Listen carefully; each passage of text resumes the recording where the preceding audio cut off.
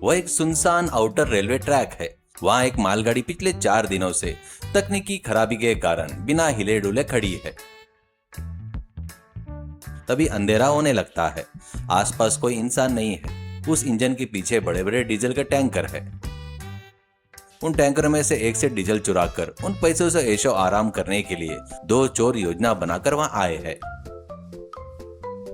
एक का नाम रोहित है और दूसरे का नाम किरण। उसके हाथों में एक छोटा सा प्लास्टिक का पाइप और एक 5 लीटर का खाली डिब्बा है। रेलवे ट्रैक के कुछ ही दूर पर मौजूदा एक झाड़ी के पीछे दोनों छिपकर बैठे हैं।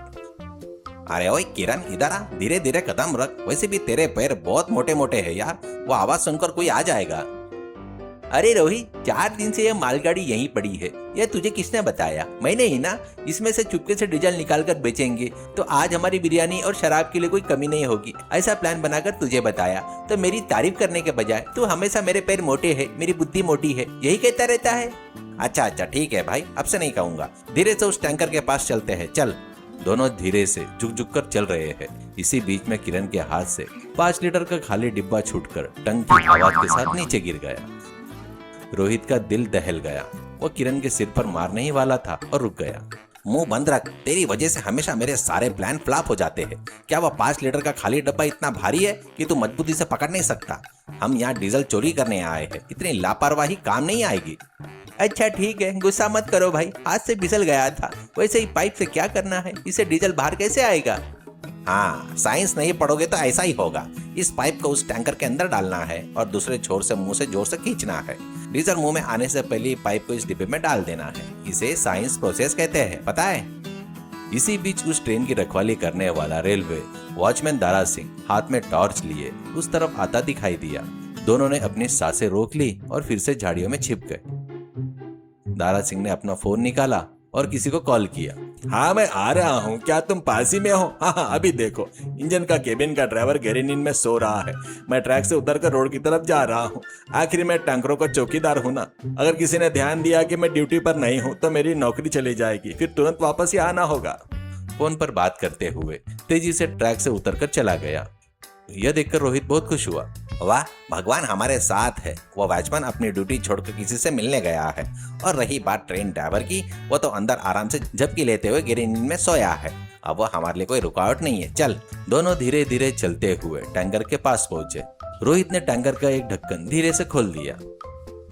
तू ही मुंह से खींच भाई, मुझसे नहीं होगा। वैसे भी मुझे पेट्रोल और डीजल की बदबू बर्दाश्त नहीं होती, थोड़ी एलर्जी है।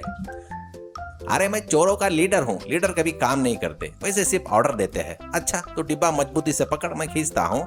यह कहते हुए रोहित ने पाइप को टैंकर में डाला और जोर से एक कश लिया। बस फिर क्या था, डीजल पूरे फोर्स के साथ सीधे उसके मुंह में चला गया। थूको थूको रोहित, थूको। रोहित डीजल थूकते हुए, आंखें मचलते हुए, अरे बाप रे, छी, थू, डीजल कितना कड़वा है। मेरा पूरा मुंह जल रहा है, फिर भी कोई बात नहीं। मेरे जैसे लीडर कभी पीछे नहीं हटते। पाइप को फिर से डिब्बे में डाल। किरण ने पाइप को डिब्बे में डाला। डीजल बुड़बुड़ की आवाज करते हुए डिब्बे में गिरने लगा। डिब्बा आधा भर गया, लेकिन उसी समय उसी टैंकर के दूसरी तरफ से किसी के धीरे से बात करने की आवाजें, कुछ खींचने की सरसराहट सुनाई दी। रोहित हैरान हो गया। अरे किरण, ऐसा लग रहा है कि उस तरफ कोई है यार, इतनी तेज आवाज आ रही है।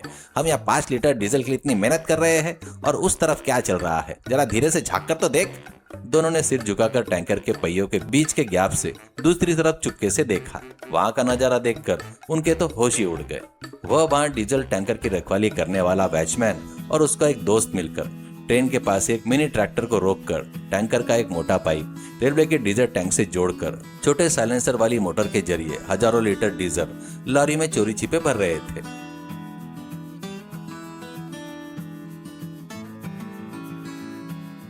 अरे रोहित, हम 5 लीटर का डिब्बा लाए हैं और ये लोग तो सीधे लॉरी का टैंकर लेके आ गए। ये तो हमसे भी बड़े चोर निकले।